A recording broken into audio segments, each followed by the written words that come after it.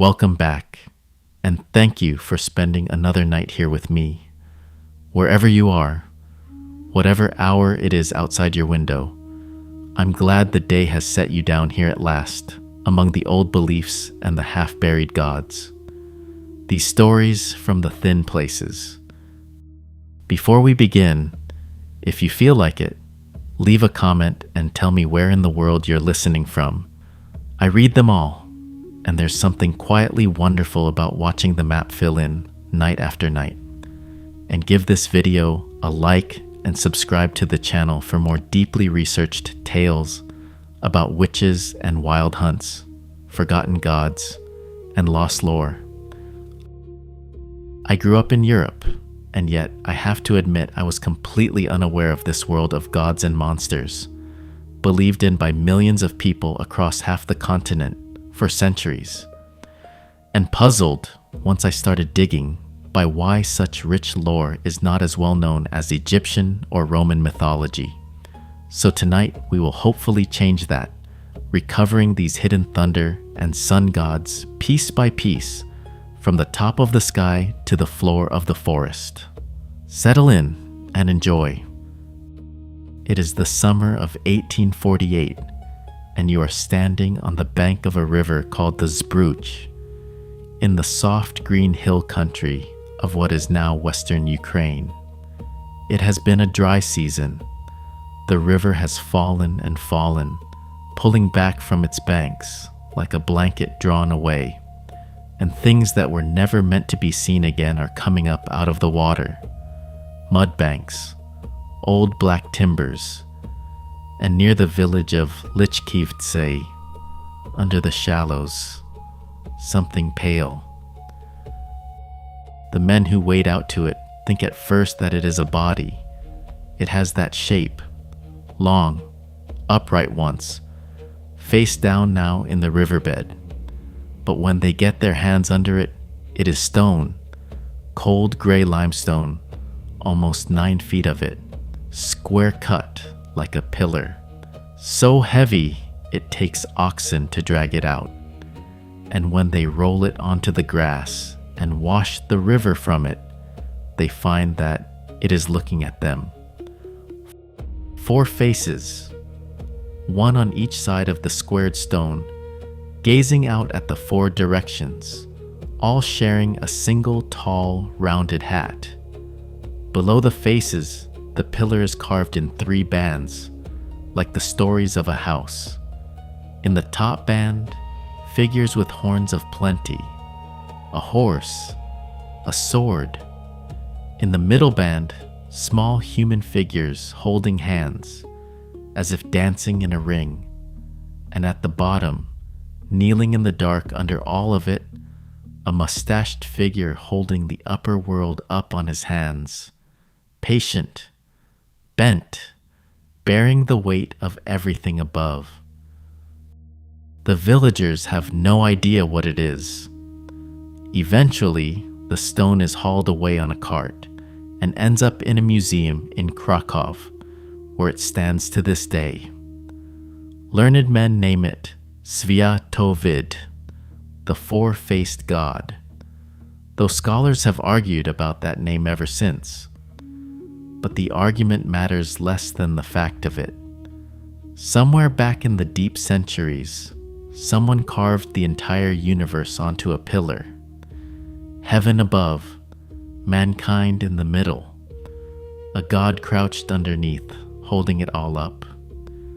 And then someone took that universe and threw it in the river. That, in a single image, is the story of Slavic mythology, a complete world, made, worshipped, drowned, and dredged back up 1,000 years later by people who no longer remembered what it was.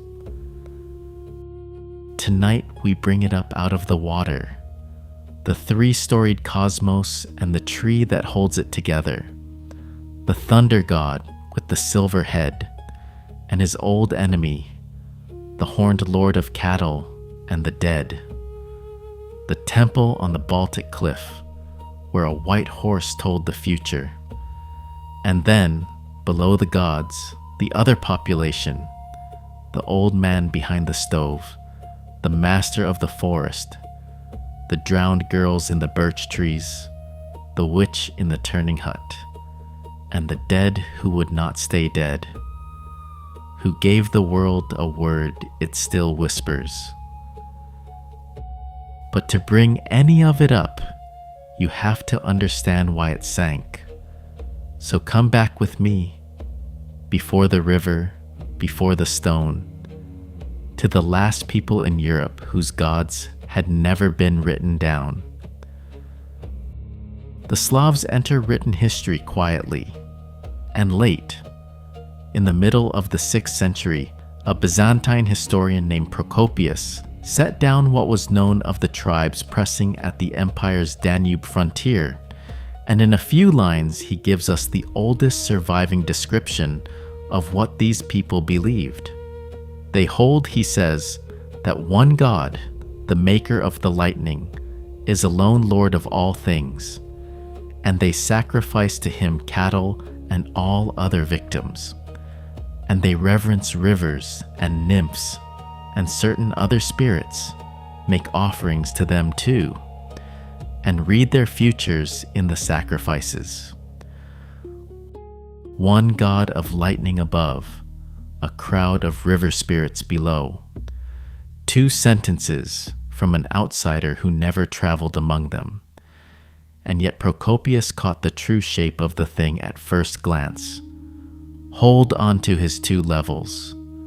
The whole night will move between them. Because here is the strange, central fact of this subject. The Slavs themselves wrote nothing down, not because they were primitive, but because writing arrived among them holding hands with Christianity. The first alphabet ever fitted to a Slavic tongue was made in the 860s by the missionary brothers Cyril and Methodius for translating scripture. The technology for recording the old gods and the religion that meant to abolish them stepped off the same boat. Every written word we have about Slavic paganism was set down by foreign enemies or by Christian monks, men recording, with distaste, the very thing they had come to erase. Imagine reconstructing a cathedral from the demolition crew's paperwork. That is Slavic mythology. And yet the demolition crew wrote more than they meant to. The peasants remembered more than anyone guessed, and the earth kept what it was given. From those 3 sources, the drowned world can be rebuilt. So let's build it from the top. Picture a tree, not a forest, one tree, alone at the center of everything, so vast that its crown is the sky. The Slavs, like their distant cousins the Norse, imagined the universe as a great world tree, most often an oak, with 3 stories. In the branches, the bright upper world of the gods, an eagle in the crown. Around the trunk, the middle world of daylight and plowland and human beings. And down among the roots, the land of the dead and the waters under the earth, where a serpent coils. The old Ukrainian carols, sung door to door in midwinter centuries after the last temple fell, still remember it. Before the world began, they say, there was only water, and a tree standing in the water, and birds diving down from its branches to bring up sand and make the land. 3 stories: sky, earth, underworld. Now think back to the pillar from the river, gods at the top, the ring of dancing humans in the middle, the crouched figure holding everything up from below. Whoever cut that stone was not decorating it, he was drawing a map. Later tradition gives the 3 stories names that ring like bells. Prav, the law above, the bright order of the gods. Yav, the manifest world, everything visible, and Nav, the world beneath, the world of the dead. Scholars handle those names carefully. They were recorded very late. But the architecture they describe is ancient, and it explains almost everything that follows tonight. Because in this cosmos, the dangerous places are not the top or the bottom. They are the seams, the riverbank where Yav touches the waters of Nav, the forest edge, the threshold, midnight, and noon. The places where the world wears thin. That is where every monster we meet tonight will be standing. But first, the branches. First, the gods. Come to Kiev in the year 980. A young prince named Vladimir has just taken the city from his own brother, and he needs the tribes of his sprawling river realm to feel like one people. So he does what ambitious rulers have always done. He builds a national church. Only this one is not a church. On the hill outside his palace, above the Dnieper, Vladimir raises a row of idols. The monk who recorded it in the primary chronicle lists them like an inventory, and his list is the closest thing we will ever have to an official Slavic pantheon. Perun first. Wood, the chronicle says, with a head of silver and a mustache of gold. Then horse, Dodgebog, Strebog, Sea Margul, and one goddess, Mokosh. 6 figures on a hill, gleaming above the river. Stand in the crowd at the foot of them for a moment, smoke rising, cattle lowing on their tethers, the silver head catching the light, because this hilltop is the high water mark. Slavic paganism will never again be this visible, this organized, this proud. It has, though nobody on the hill knows it, 8 years left. Perun stands first because Perun was first. He is the maker of lightning Procopius, heard about 400 years earlier. The Thunderer, god of the sky in its violent aspect, of war and of the oath. His name means simply, the one who strikes, and it echoes across the Indo-European world. The Balts next door prayed to Perkunas, and the family resemblance to Thor and Indra is not coincidence but genealogy. His tree was the oak, the tree that stands tallest and takes the lightning. On the island of Hortitsia in the Dnieper, a Byzantine emperor tells us, Rus travelers sacrificed at a giant oak, sticking arrows in a ring around it.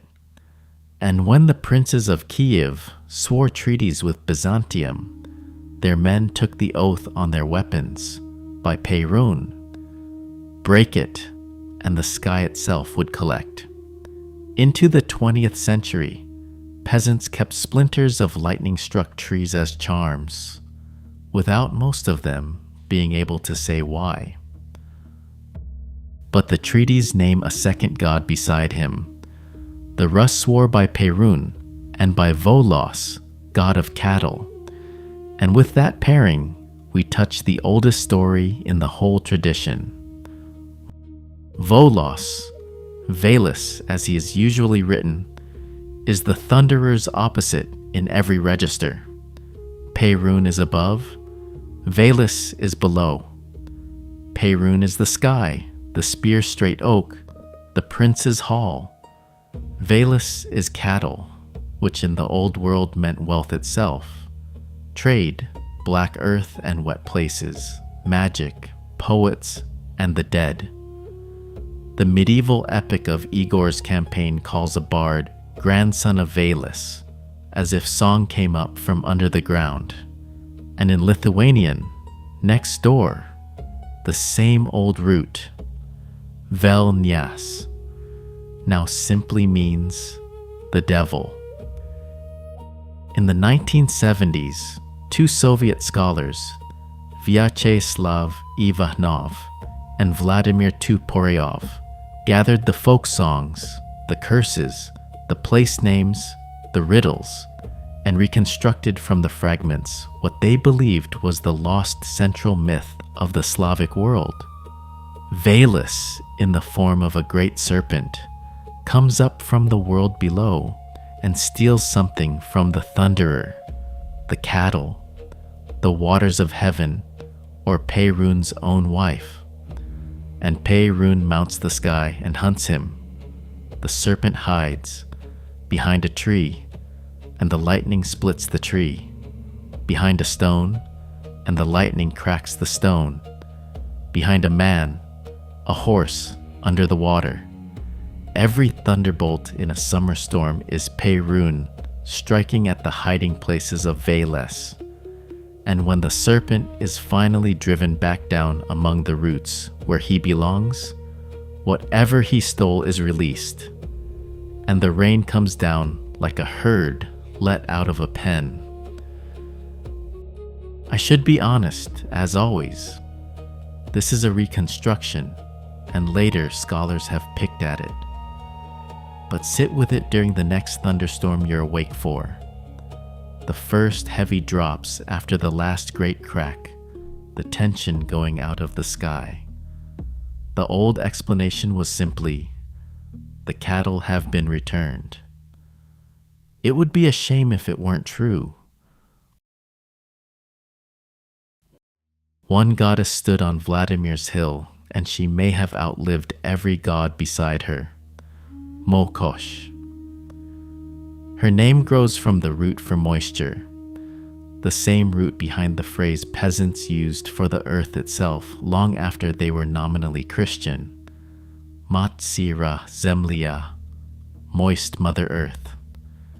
The earth you could swear an oath on by eating a pinch of soil. The earth it was a sin to strike with an iron blade before the spring rains had woken her.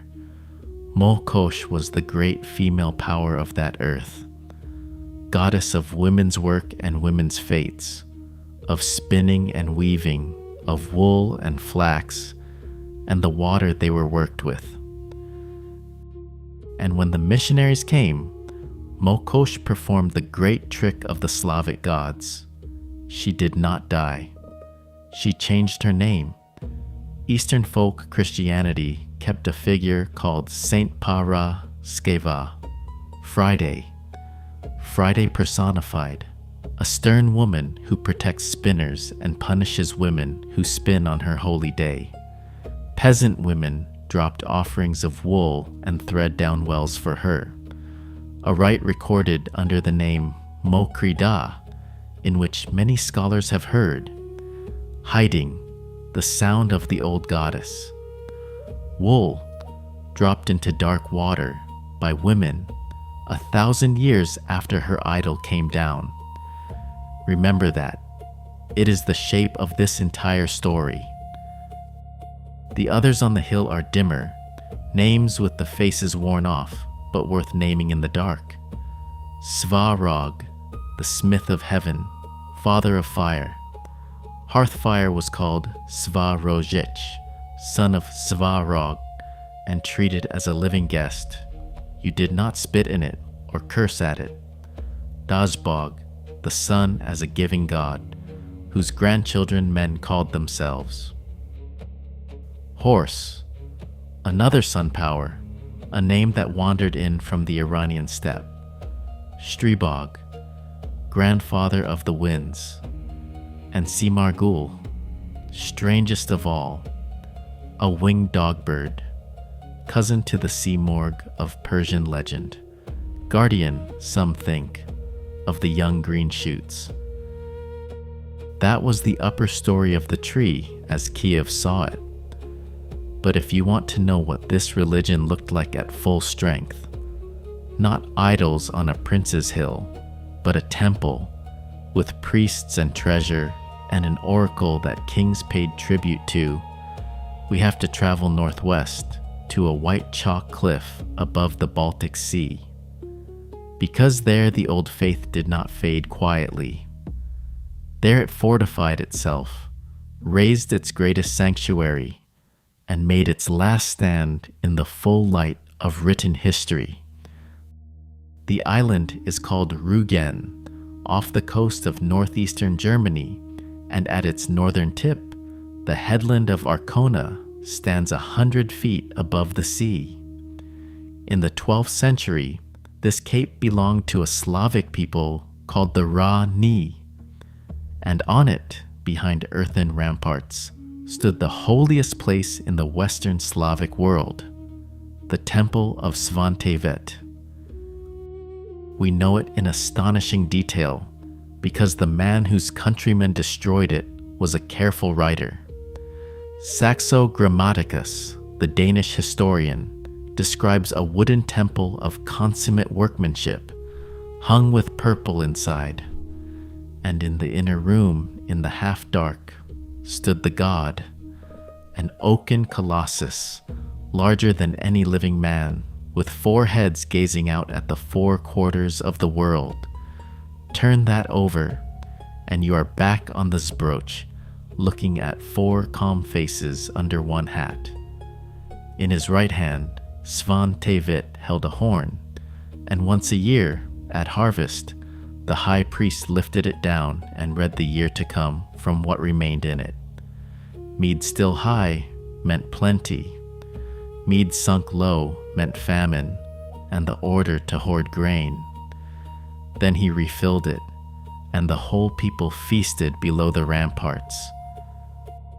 The god kept a horse, white, sacred, ridden by no man. The priest said Svantevit rode it in the night against the enemies of his worship. There were mornings when it stood in its stall, sweated and mud-spattered, though no living rider had taken it out. And when the Ra-Ni weighed war, the horse decided. 3 rows of spears were set in the earth. The white horse was led at them, and the whole assembly watched its feet. Right hoof first over each row, and the ships went out. A parliament of 1 animal. Danish kings paid tribute to that temple, and 300 mounted warriors rode in the god's own name. It ended in the summer of 1168. A Danish fleet under King Valdemar, his warrior bishop Absalon beside him, laid siege to the cape. In mid-June, a fire took the ramparts, and Arkona fell. And then the Danes did something very deliberate. They did not simply burn the temple. They sent men in with axes to cut the 4-headed god off at the ankles. Saxo notes that it fell against the wall and had to be dragged out with ropes, that the townspeople wept as it came, and that their god was then chopped into firewood for the army's kettles. The message could not have been plainer. The god who read your harvests boiled the invader's supper. It was from these same western lands, a few years before the fall, that a German priest named Helmold recorded one of the most argued over sentences in the subject. At their feasts, he wrote, the Slavs pass a bowl around the company and speak names over it, in the name of the good god and of the bad god, whom they call in their own tongue the black god, Chernobog. Whether a whole theology of light and darkness stood behind that bowl, or whether Helmold heard a drinking toast and built a heresy out of it, no one can say. But the black god escaped the axes in his way. He had no idol to chop. He was a name spoken over a cup, and names travel light. He is in films and video games tonight, while Svantevit is ash, 800 years old. And what of Kiev? The hill, the silver head, the golden mustache. Back to 988.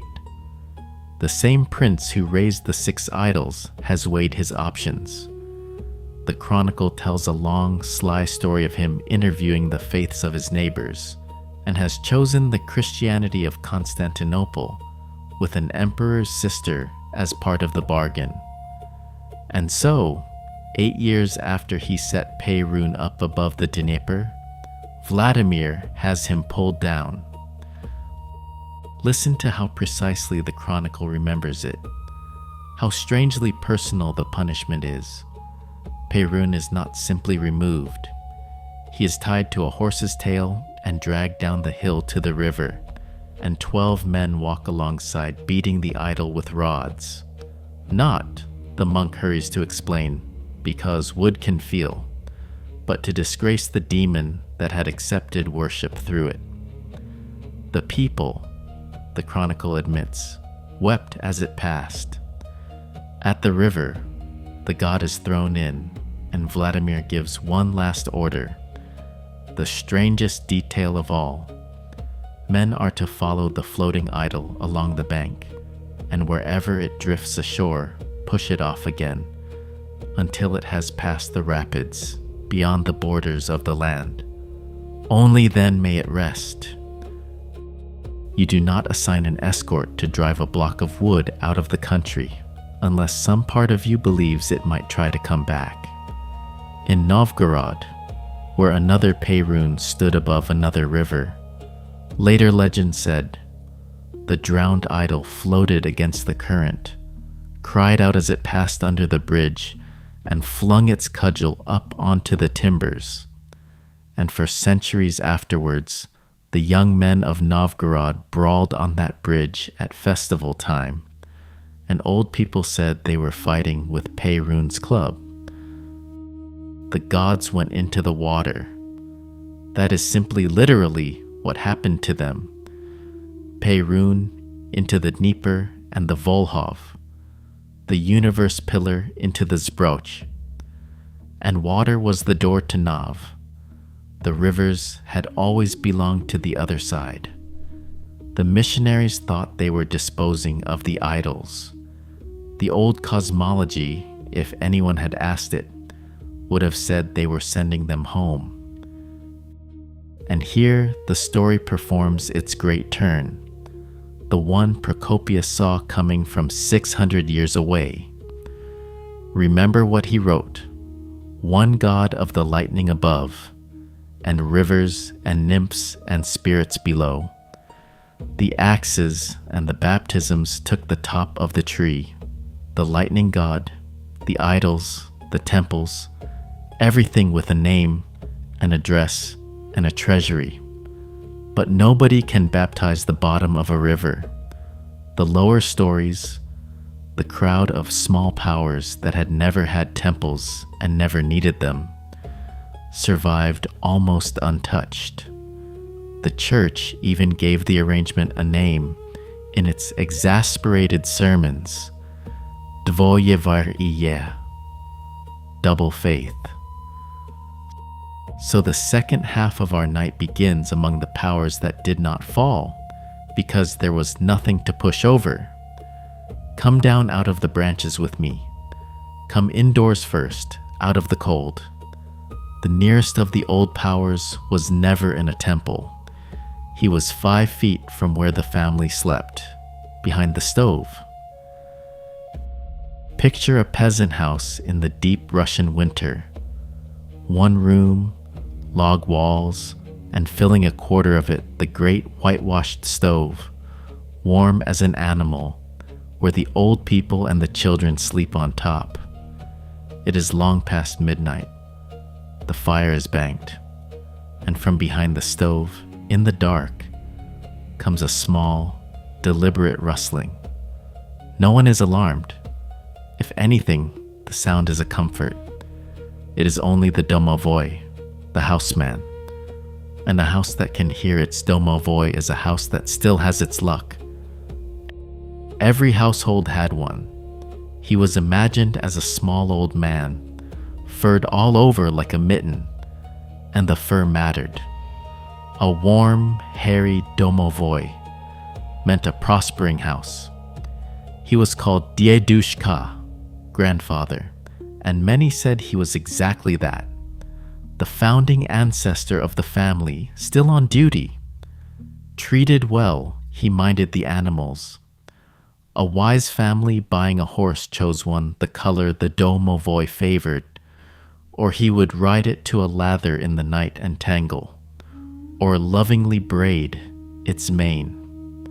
He was fed without fuss, the way you'd feed a quiet relative.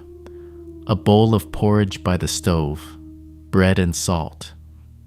And when a family moved house, they performed one of the most touching rituals in European folklore. At noon, the grandmother raked the glowing coals of the old stove into a covered pan and carried the fire, with the grandfather understood to be riding in it. Across the village, the family calling him, "Grandfather, come with us to the new house. You did not leave him behind."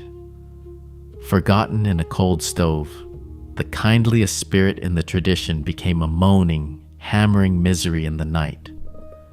And when unexplained knockings troubled a house, the question was never, "What is this?"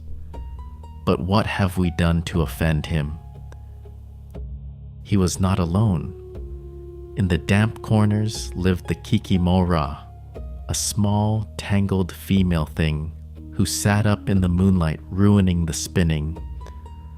Village women knew never to leave a distaff out after dark, or the thread would be knotted and fouled by morning. And out across the yard, in the bathhouse, the banya, where Russians washed, gave birth, and read fortunes, lived the bannock, touchiest of the house spirits. The bathhouse was the most liminal room the village had, the one building where no icon ever hung. The third round of steam belonged to the bannock. You left him water and a birch whisk and got out before he took his turn. And you did not bathe alone at midnight unless you wanted to feel, through the steam, that the room held one more person than had come in. Step outside now, past the yard, past the last fence, to where the plowland gives out and the trees begin. Every boundary in this world has its master, and the master of the forest was the leshy. He is one of the great figures of world folklore, and one of the hardest to see clearly. Fitting, because that is his whole character. The leshy is the forest's own will, walking. Herdsmen said he stood tall as the treetops in the deep woods, and shrank to pass under a mushroom cap at the meadow's edge. He looks like a man, roughly, but the details slip, eyes pale as winter sky, no eyelashes, no shadow, and his shoes on the wrong feet, his coat worn inside out. Remember that. It is not a costume detail. It is a diagnosis. He is the world, reversed, and it is also the cure. His favorite work was simple. He made you lost. Not dramatically. There are no claws in a leshy story. You walked into woods you had known since childhood, and at some point the light changed, and the path you had walked 1,000 times delivered you to a clearing you had never seen, and delivered you to it again an hour later, and again. And the folk remedy, known from Poland to Siberia, is pure folk logic and strangely beautiful. If the forest turns against you, stop, take off your clothes and put them back on inside out, your shoes on the wrong feet. Make yourself mirror wrong, the way he is mirror wrong, and the forest, satisfied that you are now one of its own errors, lets you out. Real herdsmen took him seriously enough to negotiate. Village shepherds made formal seasonal bargains. An egg or a cow promised to the wood. for the safety of the flock till autumn. By then it was not called worship, it was called knowing your neighbors. Even the open fields at 1 hour of the day had their power. Noon in this tradition was as haunted as midnight. The sun standing still at the top of the sky is a border like any other, and along that border, down the rows of ripening rye, walked the Poludnitsa, Lady Midday. Harvesters saw her as a tall woman in white, sometimes carrying a scythe, moving through the shimmer at the head of the field. If she found you working through the noon hour, she would stop and question you, and turn on you if the answers failed, twisting your neck, striking you down. You will already have guessed what Lady Midday was, in the cool language we use now. Heatstroke, given a face and a dress. But notice what the belief did. It made a rule, everyone out of the fields at noon, and wrapped it in a story frightening enough that the young men obeyed. The old world put a white lady in the rye and saved lives with her. Folklore, again and again tonight, is knowledge wearing a mask. And then there is the water. There was always going to be the water. Procopius told us on the first page. Every mill pond and river bend had its master, the Vodianoi, an old man of the deep pools, bloated and mossy, catfish whiskered, keeper of everything that ever sank. The drowned were not said to die exactly. They had gone into his service. Millers, men whose wheels turned in his current, were half suspected of being in league with him, and a prudent miller kept the arrangement sweet with offerings dropped into the race.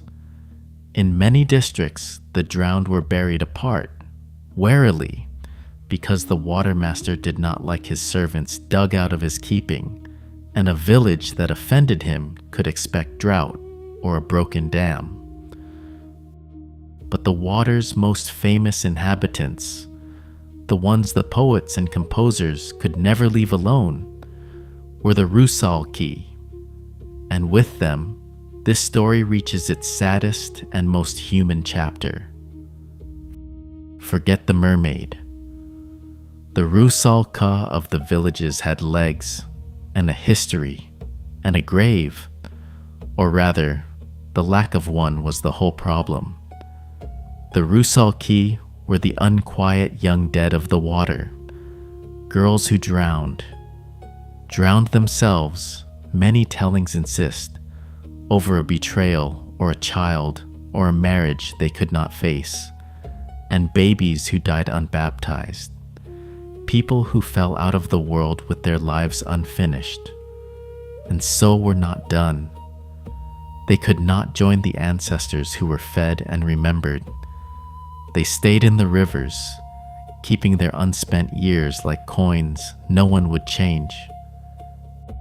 They were beautiful in the pale way drowned things are beautiful in stories.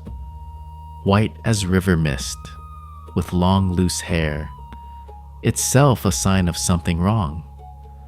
Living women bound and covered their hair, and a woman with her hair down and dripping stood outside every rule.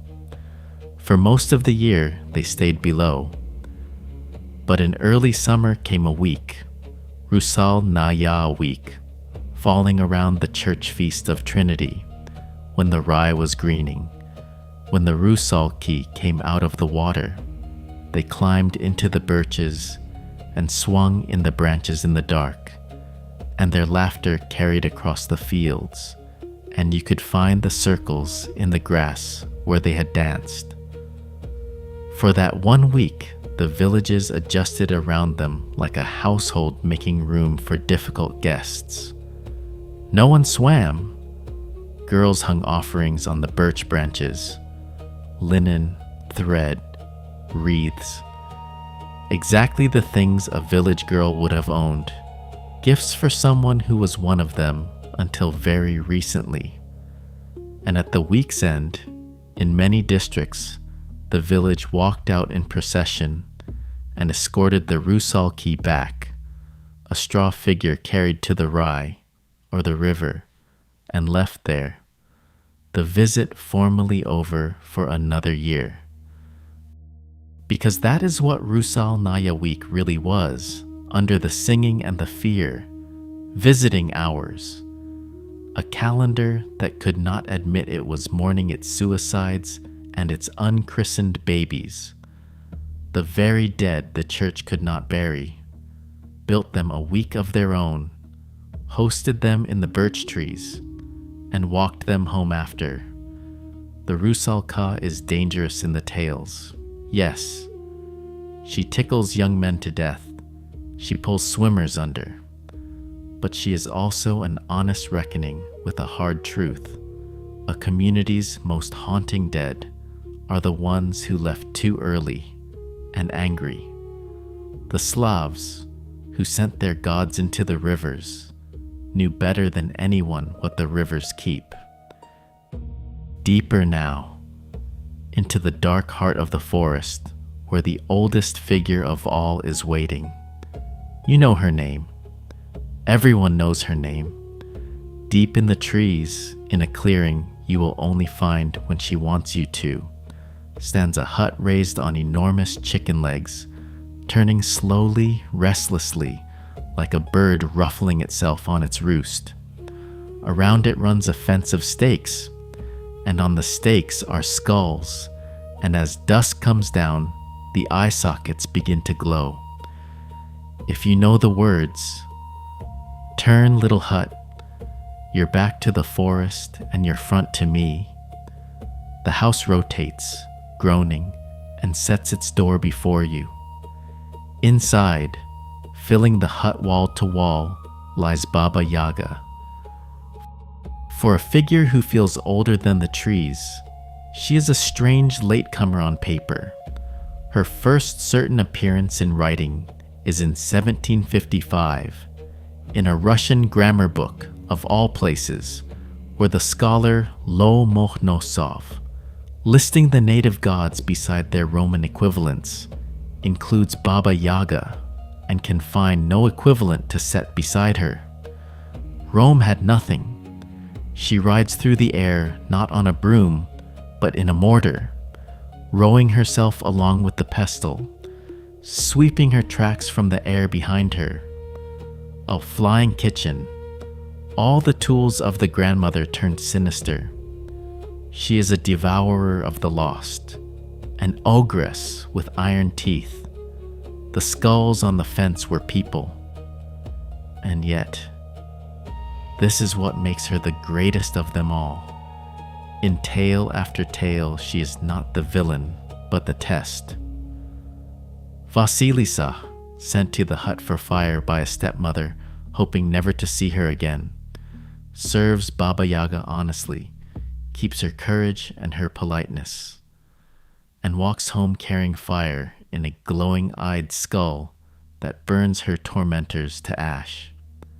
Ivan, in a dozen tales, is fed, bathed, and told exactly where to find the thing that will save him.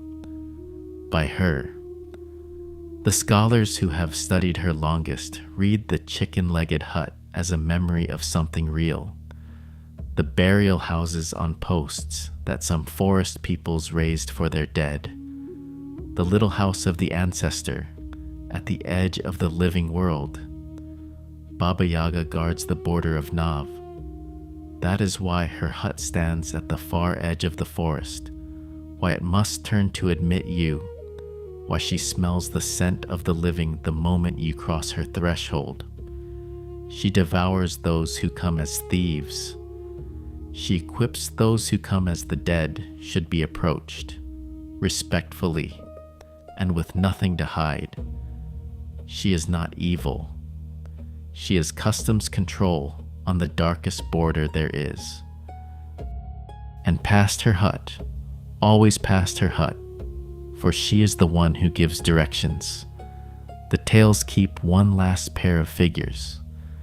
The zimai, the the great serpent, Guri Nich of the mountain, three-headed and fire-breathing, Veles' monstrous echo, still stealing brides and still being driven down by heroes with the Thunderer's old job, and Koschei the Deathless, a skeletal sorcerer who cannot be killed, because he has taken his own death out of his body and hidden it. The formula, chanted by generations of grandmothers, is one of the great incantations of world storytelling. His death is on the point of a needle. The needle is in an egg. The egg is in a duck. The duck is in a hare. The hare is in an iron chest. The chest is buried under a green oak. And the oak stands on the island of Buyan in the middle of the open sea. Koschei has hidden his death inside life itself. Egg and bird and beast, shell within shell, and buried it under the world tree, and it never saves him.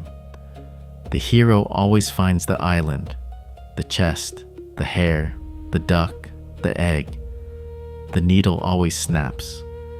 In this mythology, even the man who hides his death under the axis of the universe must pay up in the end. The tree keeps no secrets from itself. One more creature. And this one is different, because this one got out. Among the ordinary village dead, there could be a bad one, a corpse that did not settle. The Slavic name for it is upir, and it is astonishingly old.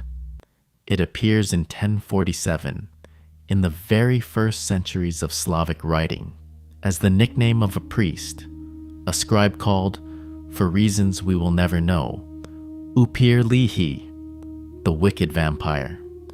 For most of history, the Upir stayed local, a village problem handled quietly with aspen stakes and reburials.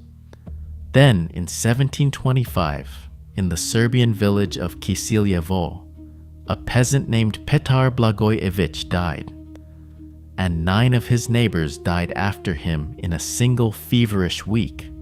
Several saying on their deathbeds that Blagojevich had come to them in the night. The village demanded his grave be opened.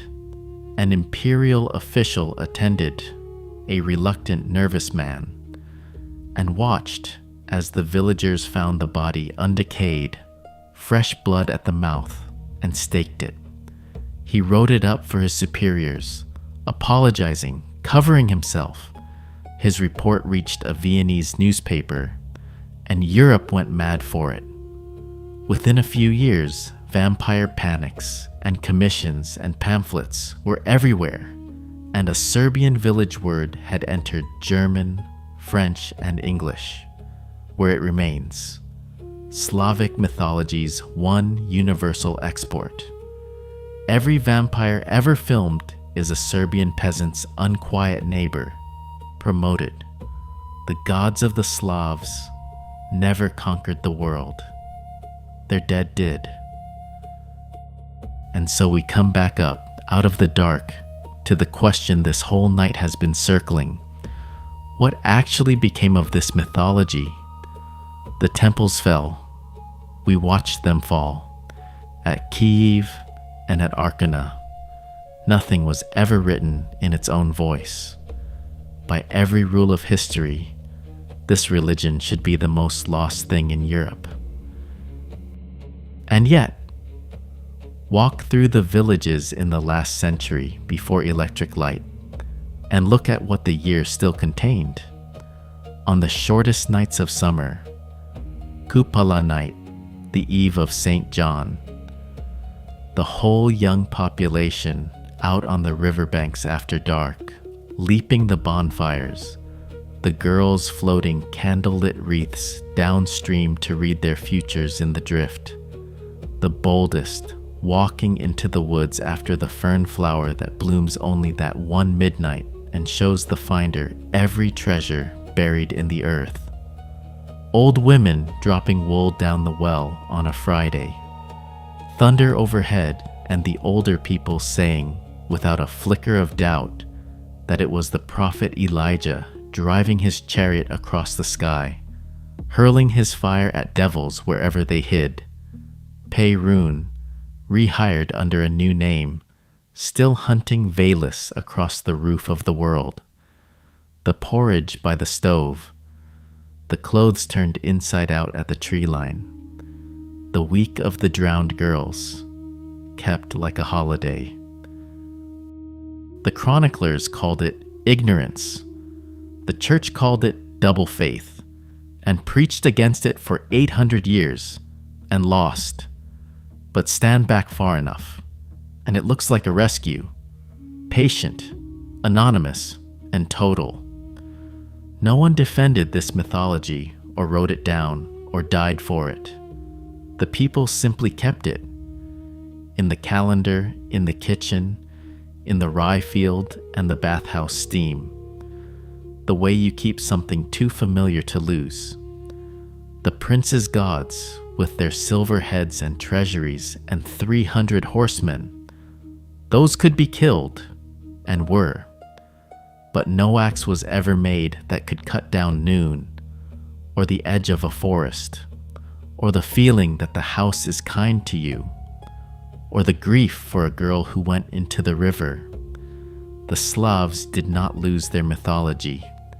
They hid it, the way Koschei hid his death, inside the living shell of the everyday, and there it stayed, until the folklorists came walking into the villages with their notebooks centuries later, and the grandmothers asked what they knew, began, like a river falling in a dry summer, to give it all back.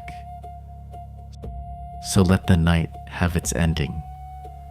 The stone from the Zbroch stands in its museum in Krakow, 4 faces calm under the electric light, still holding its 3 stories up, patient as the figure kneeling at its base.